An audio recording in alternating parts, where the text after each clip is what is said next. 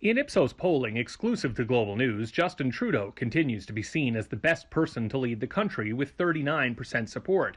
Erin O'Toole comes in next at 25% and Jagmeet Singh at 23%. You've got one leader who's very well known by Canadians for good and bad, and then you've got another two leaders who are not very well known. Jagmeet Singh, a little bit better known, but Erin O'Toole hardly known by Canadians at all.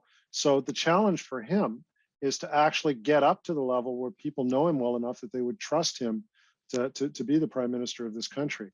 A big part of what this campaign is going to be about is building familiarity for the new opposition party leader, Erin O'Toole, Anna May Paul, as you mentioned, but also Jagmeet Singh, who really only got introduced to Canadians through the last campaign, particularly at the tail end of it.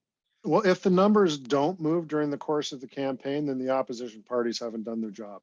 Canadians were also asked a series of questions about the leaders. Those surveyed thought Justin Trudeau was the most trusted at 28%, as opposed to 16% and 17% for Mr. O'Toole and Mr. Singh, respectively. But when asked which leader would say anything to get elected, Justin Trudeau was also the top choice at 44%. 27% believe Erin O'Toole would say anything, and just 7% felt that way about Jagmeet Singh. What the data are showing is that people, for Justin Trudeau with the Canadian public, it's very much a mixed bag.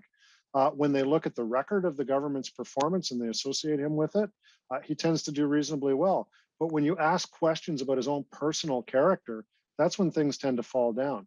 We've always had the Conservative leader as being the one with the hidden agenda. Interesting in this polling is that we actually see that Justin Trudeau is seen as the politician with the hidden agenda.